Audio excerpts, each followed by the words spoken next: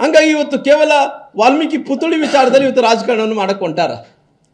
ಇವತ್ತು ವಾಲ್ಮೀಕಿ ಪುತ್ಥಳಿ ವಿಚಾರದಲ್ಲಿ ಏನು ರಾಜಕಾರಣ ಮಾಡೋಕ್ಕೆ ಹೊಂಟಿದ್ದಾರೋ, ಇವತ್ತು ಬಹುಶಃ ನಾನು ಕೇಳೋಂಥ ವಿಚಾರಗಳು ನೋಡಿದಂಥ ಟೈಮಲ್ಲಿ ಮುಂಚೆಯಿಂದ ಕೂಡ ಈ ಸರ್ಕಾರ ಬಂದಂಥ ಟೈಮಲ್ಲಿ ಎಲ್ಲ ವಾಲ್ಮೀಕಿ ವಿಚಾರಗಳಲ್ಲಿ ಬಂದಂಥ ಟೈಮಲ್ಲಿ ಇವತ್ತು ಒಂದು ಉದಾಹರಣೆಗೆ ಹೇಳ್ಬೇಕಂದ್ರೆ ಮಹರ್ಷಿ ವಾಲ್ಮೀಕಿ ಅಭಿವೃದ್ಧಿ ನಿಗಮದಲ್ಲಿ 187 ಕೋಟಿ ಭ್ರಷ್ಟಾಚಾರ ಮಾಡಿದರು.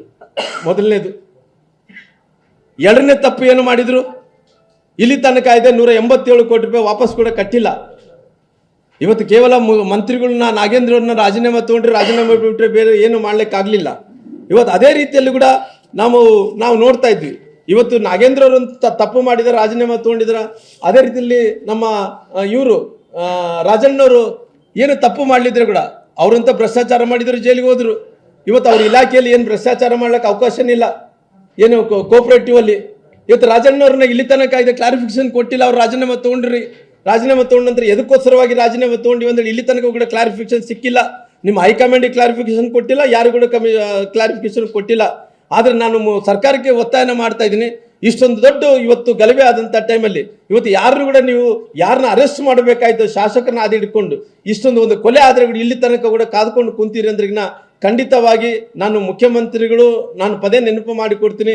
ಮುಖ್ಯಮಂತ್ರಿಗಳೇ, ನೀವು ರಿಪಬ್ಲಿಕ್ ಆಫ್ ಬಳ್ಳಾರಿ ಆಗಿದೆ ಅಂತೇಳಿ ನೀವು ಬೆಂಗಳೂರಿನಿಂದ ಬಳ್ಳಾರಿ ತನಕ ಕೂಡ ಪಾದಯಾತ್ರೆ ಬಂದಿದ್ರಿ. ಇವತ್ತು ರಿಪಬ್ಲಿಕ್ ಆಫ್ ಕಾಂಗ್ರೆಸ್ ಆಗಿ ಇವತ್ತು ಈ ರಿಪಬ್ಲಿಕ್ ಆಫ್ ಕಾಂಗ್ರೆಸ್ ಆಗಿ ಇವತ್ತು ಇಷ್ಟು ಕೊಲೆ ಆಗಿದ್ರೆ ಕೂಡ ಅವರು ಅರೆಸ್ಟ್ ಮಾಡೋಂಥ ವಿಚಾರದಲ್ಲಿ ನೀವು ಎಲ್ಲ ಒಂದು ಕಡೆ ಮೀನಾವೇಶ ಮಾಡ್ತಾ ಇದ್ರಿ. ಹಂಗಾಗಿ ನೀವು ಅಕಸ್ಮಿತವಾಗಿ ಇದೇನನ್ನ ನೀವು ಆದಷ್ಟು ಬೇಗನೆ ಕ್ರಮವನ್ನು ತಗೊಂಡ್ರಿಲ್ಲ, ಅವ್ರು ಅರೆಸ್ಟ್ ಮಾಡೋಕ್ಕಾಗಲ್ಲ ಅಂದ್ರಿಗಿನ ನಾವು ಕೂಡ ಇಲ್ಲಿಂದ ಪಾದಯಾತ್ರೆಯನ್ನು ಪ್ರಾರಂಭ ಮಾಡಬೇಕಾಗುತ್ತೆ ಅನ್ನೋಂಥದ್ದು ಕೂಡ ಎಚ್ಚರಿಕೆಯನ್ನು ಕೂಡ ಕೊಡುವಂಥ ಕೆಲಸ ನಾನು ಮಾಡಬೇಕಾಗುತ್ತೆ. ಅದಕ್ಕೋಸ್ಕರವಾಗಿ ನಾನು ಇವತ್ತು ಒಂದು ವಿಚಾರಗಳನ್ನ ಹೇಳ್ತೀನಿ. ಬಹುಶಃ ನಾನು ಇದಕ್ಕಿಂತ ಮುಂಚೆ ನಾನು ನೋಡ್ತಾ ಇದ್ದೆ, ನಾನು ಕೂಡ ಮಂತ್ರಿಗಳಾಗಿ ಕುಮಾರಸ್ವಾಮಿ ಅವರ ಸರ್ಕಾರದಲ್ಲಿ ಮಂತ್ರಿ ಆಗಿದ್ವಿ. ಏನು ಯಡಿಯೂರಪ್ಪ ಅವರು 4 ಬಾರಿ ಮುಖ್ಯಮಂತ್ರಿ ಆಗಿದ್ರು, ಅವ್ರ ಅವಧಿಯಲ್ಲೇ ಕೂಡ ನಾನು ಜನಾರ್ದನ್ ರೆಡ್ಡಿ ಅವರು ಮಂತ್ರಿ ಆಗಿದ್ವಿ.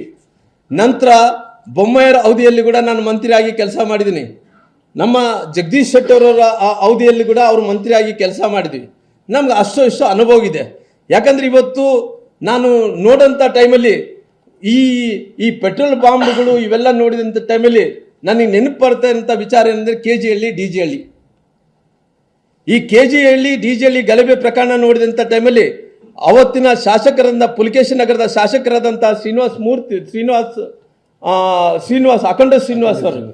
ಅಖಂಡ ಶ್ರೀನಿವಾಸ ಮೂರ್ತಿ ಮನೆ ಮೇಲೆ ಇದೇ ರೀತಿ ಗುಂಡಾಗಿರಿ ಕೆಲವೊಂದು ಕಾರ್ಯಕರ್ತರು, ಕಾಂಗ್ರೆಸ್ಸಿನ ಕಾರ್ಯಕರ್ತರೆ ಗುಂಡಾಗಿರಿ ಮಾಡ್ಕೊಂಡು ಪೆಟ್ರೋಲ್ ಬಾಂಬ್ಗಳನ್ನು ದಾಳಿ ಮಾಡಿ ಅವ್ರ ಮನೆ ಸುಟ್ಟಾಕಿದ್ರು. ಅವತ್ತು ಅವರು ಅಖಂಡ ಶ್ರೀನಿವಾಸ ಅವ್ರ ಮನೆ ಸುಟ್ಟಾಕಿದ ನಂತರ ಅವರು ಏನು ಮಾಡಿದ್ರು, ರಾಜಕೀಯವಾಗೇ ಮುಗಿಸಿದ್ರು. ಅಖಂಡ ಶ್ರೀನಿವಾಸ ಅವರು ಮನೆ ಸುಟ್ಟಿ ಯಾರು ಸುಟ್ಟಿದಂಥವ್ರು ಅವ್ರು ಕಾಂಗ್ರೆಸ್ಸಿನ ಕಾರ್ಯಕರ್ತರು, ಅವರು ರಾಜಕೀಯವನ್ನೇ ಮುಗಿಸೋಂಥ ಕೆಲಸ ಮಾಡಿದರು. ಅಖಂಡ ಶ್ರೀನಿವಾಸ ಒಬ್ಬ ದಲಿತ ನಾಯಕ ಆಗಿದ್ರು, ಅವ್ರ ಮನೆ ಸುಟ್ಟಿದ್ರು. ಅವ್ರ ಮನೆ ಸುಟ್ಟಿದ್ರ ನಂತರ ಇವತ್ತು ಎಲ್ಲ ರೀತಿಯಲ್ಲಿ ಕೂಡ ಒಬ್ಬ ದಲಿತ ನಾಯಕರಿಗೆ, ದಲಿತ ಶಾಸಕರಿಗೆ ಇವತ್ತು ಮೋಸ ಮಾಡೋಂಥ ಕೆಲಸ ಅವತ್ತು ಆಯಿತು. ಅದೇ ರೀತಿಯಲ್ಲಿ ಇವತ್ತು ಅಂದು ಅಖಂಡ ಶ್ರೀನಿವಾಸ್ ಅವರು ಇವತ್ತು ಜನಾರ್ದನ್ ರೆಡ್ಡಿ ಅವರು ಒಬ್ಬ ಹಿಂದುಳಿದಂಥ ನಾಯಕ ಅವತ್ತು ಅಂದು ಅಖಂಡ ಶ್ರೀನಿವಾಸ್ ಅವರು ಇವತ್ತು ಜನಾರ್ದನ್ ರೆಡ್ಡಿ ಅವರು ಹಿಂದುಳಿದಂಥ ನಾಯಕನಿಗೆ ಇವತ್ತು ಪೆಟ್ರೋಲ್ ಬಾಂಬ್ಗಳು ಅವು ಹಾಕಿ ಇವು ಹಾಕಿ ಬೆದರಿಸುವಂಥ ಕೆಲಸ ಇವತ್ತು ಮಾಡೋಂಥ ಕೆಲಸ ಆಗಿದೆ. ಅದಕ್ಕೋಸ್ಕರವಾಗಿ ಇವತ್ತು ಸರ್ಕಾರ ಇವತ್ತು ಜನಾರ್ದನ್ ರೆಡ್ಡಿ ಅವರಿಗೆ ಸೂಕ್ತವಾದಂಥ ಭದ್ರತೆಯನ್ನು ಕೊಡುವಂಥ ಕೆಲಸ ಆಗಬೇಕು. ಅದಕ್ಕೋಸ್ಕರ ಕಾನೂನು ಸುವ್ಯವಸ್ಥೆಯನ್ನು ಕಾಪಾಡುವಂಥ ಕೆಲಸ ಆಗಬೇಕು. ಅವತ್ತು ಏನು ಅಖಂಡ ಶ್ರೀನಿವಾಸ್ ಅವ್ರಿಗೆ ಏನು ಸಂಪತ್ ರಾಜನ್ ಅಂತವರು ಏನು ಅವತ್ತು ಅವ್ರ ಮನೆ ಸುಟ್ಟಾಕಿದ್ರು, ಅವರೆಲ್ಲರೂ ಕೂಡ ಯಾರ ಜೊತೆಲಿ ಅಡ್ಡಾಡ್ತಾರೆ ಅನ್ನೋಂಥ ವಿಚಾರ ಕೂಡ ನಿಮಗೆಲ್ಲ ಗೊತ್ತಿರೋ ಕಾರಣ ಇವತ್ತು ಬಹಳಷ್ಟು ಮಂದಿ ಕಾಂಗ್ರೆಸ್ಸಿನ ಹಿಂಬಾಲಕರು, ಕಾಂಗ್ರೆಸ್ಸಿನ ಶಾಸಕರು ಎಲ್ಲರೂ ಕೂಡ ಇದರಲ್ಲಿ ಶಾಮೀಲಾಗಿರೋ ಕಾರಣ, ಒಬ್ಬರು ಅಮಾಯಕ ಡೆತ್ ಆಗಿರೋ ಕಾರಣ ಅವ್ರು ಆದಷ್ಟು ಶೀಘ್ರದಲ್ಲಿ ಅವರು ಬಂಧಿಸಬೇಕನ್ನೋಂಥ ಒತ್ತಾಯವನ್ನು ಕೂಡ ನಾನು ಮಾಡ್ತೀನಿ. ಅಲ್ಲ, ಅವರು ಅಕಸ್ಮಿತವಾಗಿ ಈ ರೀತಿ ಅವರು ಅರೆಸ್ಟ್ ಮಾಡ್ಲಿಕ್ಕೆ ಆಗಲ್ಲ ಅಂತ ಹೇಳಿದೆ. ಇಲ್ಲಿ ತನಕ ಆಗಿದೆ, ಒಬ್ಬರು ಅಂಗರಕ್ಷಕಗಳಿಂದ ಫೈರ್ ಆದ ನಂತರ ಒಬ್ಬ ವ್ಯಕ್ತಿ ಸತ್ತೋದ ನಂತರ ಕೂಡ ಅವ್ರು ಏನು ಹೇಳ್ತಾ ಇದ್ರ, ಅವ್ರ ರೈಫಲ್ಗಳೆಲ್ಲ ಕೂಡ ಯಾರು ಇವತ್ತು ಖಾಸಗಿ ವ್ಯಕ್ತಿಗಳು ಯಾರಿದ್ರು ಅವ್ರ ಗುಂಡು ಏನು ಹಾರಿದೇನೋ, ಆ ಹುಡುಗ ಸತ್ತಂತ ದೇಹದಲ್ಲಿ ಏನಿದೇನೋ ಆ ದೇಹದಲ್ಲಿ ಇದ್ದಂಥ ಟೈಮಲ್ಲಿ ಅಂಗರಕ್ಷಕಗಳಿಂದನೇ ಹಾರಿದೆ ಅನ್ನೋಂಥ ವರದಿ ಬಂದ ನಂತರ ಕೂಡ ಇಲ್ಲಿ ತನಕ ಆಗಿದೆ, ಅವ್ರನ್ನ ಅರೆಸ್ಟ್ ಮಾಡೋಂಥ ಕೆಲಸ ಆಗಲಿಲ್ಲ. ಅರೆಸ್ಟ್ ಮಾಡೋಂಥ ಕೆಲಸ ಆಗಲಿಲ್ಲ ಅಂದ್ರಿಗಿನ ನೀವು ಇದೇ ರೀತಿಯಲ್ಲಿ ಅರೆಸ್ಟ್ ಮಾಡೋಕ್ಕಾಗಲ್ಲ ಅಂದರೆ ನಾವೇನು ಮಾಡೋಕ್ಕಾಗ ಹೋರಾಟ ಮಾಡಬೇಕಾಗುತ್ತೆ. ಪಾದಯಾತ್ರೆಯನ್ನು ಕೂಡ ನಾವು ತೀರ್ಮಾನವನ್ನು ಇಲ್ಲಿ ತನಕ ತಗೊಂಡಿಲ್ಲ, ತೀರ್ಮಾನವನ್ನು ತಗೋಬೇಕಾಗುತ್ತೆ ಅನ್ನೋಂಥ ಮಾತನ್ನು ಹೇಳ್ತಾ ಇದ್ದೀನಿ. ಅಲ್ಲ, ಖಂಡಿತವಾಗಿ ಇದೇ ರೀತಿ ನೆಗ್ಲಿಜೆನ್ಸ್ ಮಾಡಿಕೊಂಡೋದ್ರಿಗೆ ನಾವು ಖಂಡಿತವಾಗಿ ಪಾದಯಾತ್ರೆ ಮಾಡೋಂಥ ಕೆಲಸ ಮಾಡ್ತೀವಿ. ಇಲ್ಲಿ ಏನು ಡಿಸ್ಕಷನ್ ಮಾಡಿಲ್ಲ, ಇಲ್ಲಿ ತನಕ ಆಗಿದೆ.